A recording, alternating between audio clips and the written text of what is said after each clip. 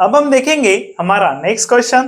तो देख सकते हैं यहाँ पर an element with density 2.8 gram centimetre cube inverse. So हमें गिवन है density, that is density rho से डिनोट करेंगे, गिवन है 2.8 ग्राम सेंटीमीटर क्यूब इनवर्स। अब देख सकते हैं फॉर्म्स एफसीसी यूनिट सेल। अब एफसीसी यूनिट सेल फॉर्म कर रहा है, एलिमेंट जो फॉर्म कर रहा होगा एफसीसी यूनिट सेल। अगर एफसीसी यूनिट सेल फॉर्म करता है तो n इक्वल्स टू आ जाएगा 4। सो नंबर ऑफ पार्टिकल्स आ जाएंगे 4। एफसीसी यूनिट सेल गिवन है। Having edge length, edge length देख सकते हैं डिनोट करेंगे a से। एज लेंथ है 4 into 10⁻⁻8 centimetre. So edge length given है 4 इंटू 10⁻⁻8 सेंटीमीटर। और पूछा गया है calculate molar mass of element, और हमें कैलकुलेट करना है molar mass of element, that is capital M equals to question mark. अब यहाँ पर आपको एक चीज ध्यान में रखना है, डेंसिटी का जो यूनिट है O, that is gram centimetre cube inverse, और एज लेंथ का यूनिट जो है वो सेंटीमीटर। तो यहाँ पर डेंसिटी में सेंटीमीटर क्यूब इनवर्स है, तो यहाँ पर भी आपको सेंटीमीटर ही लगेगा, दैट इज सीजीएस यूनिट्स लगेंगे, ग्राम सेंटीमीटर क्यूब सेंटीमीटर। अब हमें मोलर मास कैलकुलेट करना है, तो देख सकते हैं डेंसिटी के फॉर्मूले से ही करेंगे। अब आपको एक ही फॉर्मूला ध्यान में रखना है, और जब भी आपको कैलकुलेट करना है कुछ भी तो उसे कन्वर्ट करना है। तो देख सकते हैं किस तरीके से, rho is equals to m into n upon a cube into n a, ये आ जाएगा हमारा formula for density. Rho is equals to m into n upon a cube into n a। अब यहाँ पर आपको मोलर मास कैलकुलेट करना है, तो फॉर्मूले को molar mass equal to convert कर सकते हैं। अगर आप सभी के लिए फॉर्मूला ध्यान में रखेंगे, मोलर मास के लिए अलग, एज लेंथ के लिए अलग, n के लिए अलग और डेंसिटी के लिए अलग, तो आपका कंफ्यूजन क्रिएट होगा। लेकिन अगर आप एक ही फॉर्मूला ध्यान में रखते और जिस चीज को कैलकुलेट करना है उस तरीके से उसे कन्वर्ट करते तो आपके लिए इजी हो जाएगा। तो देख सकते m इक्वल्स टू चाहिए, तो अब m इक्वल्स टू अगर चाहिए तो ये जो डिनोमिनेटर में इसे शिफ्ट कर देंगे लेफ्ट हैंड साइड पर। लेफ्ट हैंड साइड पर शिफ्ट करेंगे तो देख सकते हैं density into a cube into na is Avogadro's number, जो वैल्यू हमें पता होती है, अपॉन, अब यहाँ पर देख सकते हैं m इंटू n मल्टीप्लीकेशन में यहाँ आ जाएगा तो आएगा डिवीजन में। सो m इक्वल्स टू आएगा rho a cube na upon n। अब डेंसिटी की वैल्यू पुट कर देंगे, that is 2.8 into a cube means that is edge length का करना होगा क्यूब, और एज लेंथ की वैल्यू है 4 इंटू 10⁻⁻8 क्यूब। na की वैल्यू देख सकते हैं 6.022 10⁻23। सो वैल्यू आ गई 6.022 10⁻23 फॉर एवोगैड्रोस नंबर। नेक्स्ट देख सकते हैं n की वैल्यू आ जाएगी 4, तो कैलकुलेट करेंगे इस तरीके से मोलर मास। अब n की वैल्यू 4 है बिकॉज एफसीसी यूनिट सेल है। यहाँ पर आप 4 से डिवाइड कर सकते हैं, या फिर फर्स्ट आप क्यूब ले लेंगे, 2.8 इंटू 4 का क्यूब हो जाएगा, दैट इज देख सकते हैं 4 क्यूब इज 64, 4 क्यूब इज 64। 10⁻⁻8 का क्यूब करना है तो पावर की होगी मल्टीप्लीकेशन, माइनस देख सकते हैं 10⁻⁻8 है, इसका अगर क्यूब करेंगे तो देख सकते हैं 8 और 3 पावर में है, इनका होता है मल्टीप्लीकेशन, जो भी पावर में होगा उनका होगा मल्टीप्लीकेशन। 8 इंटू 3 -24। अब 6.022 है, इसे शॉर्ट में 6 लिख देते हैं एंड 10⁻23। बाद में जब कैलकुलेशंस करेंगे तब आप मैनेज कर सकते हैं। डिवाइडेड बाय आ जाएगा 4। अब 4 से अगर डिवाइड करते हैं 64 को, 4 से 64 को डिवाइड करेंगे तो 4 1 जा 4 एंड 4 6 जा 24। तो देख सकते हैं 4 से डिवाइड करेंगे 64 को तो आ जाएगा 16। 16 से 6 को मल्टीप्लाई करेंगे फर्स्ट, तो देख सकते हैं 2.8 मल्टीप्लाइड बाय 16 6 जा 96 मल्टीप्लीकेशन। अब देख सकते हैं 10⁻⁻24 है, 10⁻+23 है, -24 इंटू 10⁻+23।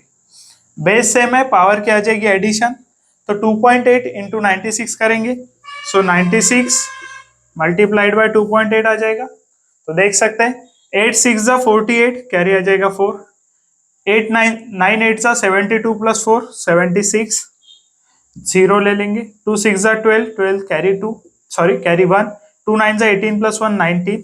तो देख सकते हैं 8 6 + 2 8 9 + 7 16 कैरी 1 26, तो देख सकते हैं, और 1 डिजिट के बाद आएगा पॉइंट, दैट इज 268.8। तो देख सकते हैं 268.8, यहाँ पर पॉइंट के बाद 1 डिजिट है, देख सकते हैं पॉइंट के बाद 1 डिजिट है, 96 में किसी तरीके का पॉइंट नहीं है, सो 1 डिजिट के बाद देंगे पॉइंट। तो देख सकते हैं आंसर आ रहा है 268.8 इंटू पावर, अब देख सकते हैं बेस सेम है, पावर की एडिशन होगी -24 प्लस 23, -24 प्लस 23 आ जाएगा 10⁻⁻1, और 10⁻⁻1 अगर यूज करेंगे तो पॉइंट आ जाएगा, शिफ्ट होगा लेफ्ट हैंड साइड पर 1 डिजिट से, तो आएगा 26.88।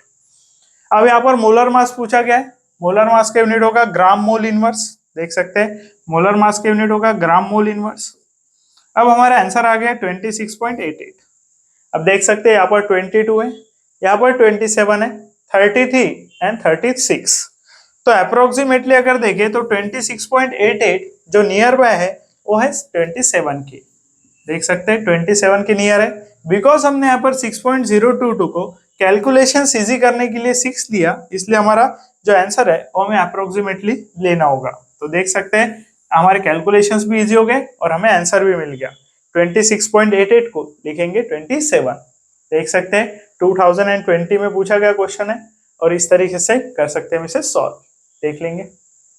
अब हम देखेंगे हमारा नेक्स्ट क्वेश्चन, तो देख सकते हैं यहाँ पर what is the mass of BCC type of unit cell, हमें पूछा गया है what is the mass of BCC type of unit cell of sodium, sodium का BCC type of unit cell है और उसका हमें पूछा गया है मास।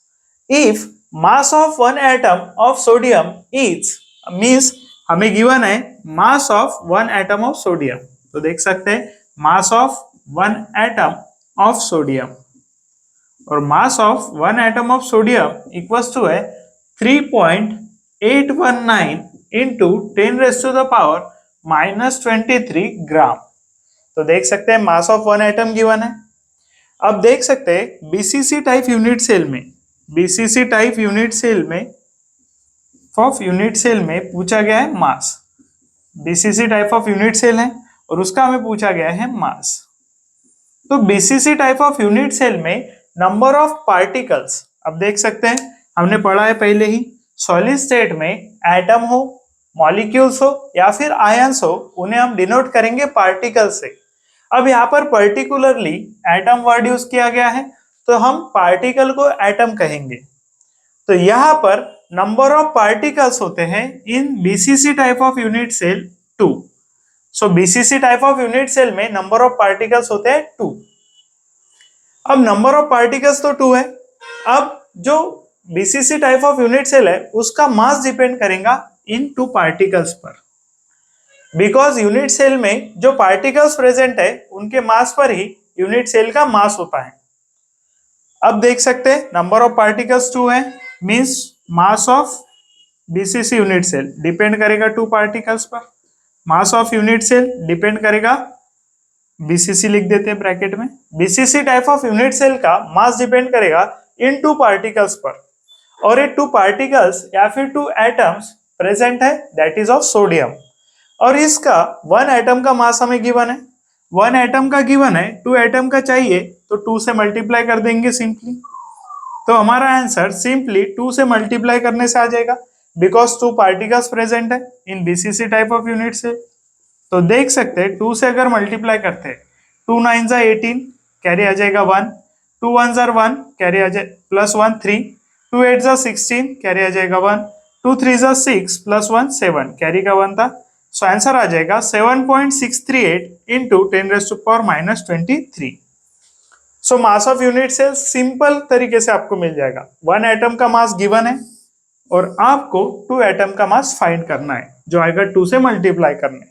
अब यहाँ पर अगर देख सकते हैं BCC type of unit cell है, यहाँ पर अगर एफसीसी गिवन होता तो आप करते 4 से मल्टीप्लाई, 1 एटम के मास को अगर 4 से मल्टीप्लाई करेंगे तो एफसीसी मिल जाएगा।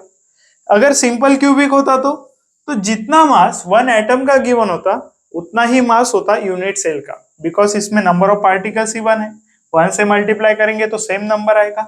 तो बीसीसी गिवन हो और 1 एटम का मास गिवन हो, यूनिट सेल का मास पूछे तो 2 से मल्टीप्लाई करिए, एफसीसी का 1 एटम का मास गिवन हो तो 4 से मल्टीप्लाई करिए, और सिंपल क्यूबिक का 1 एटम का मास गिवन हो, यूनिट सेल का मास पूछे तो 1 से मल्टीप्लाई करिए, मीन्स सेम नंबर लीजिए।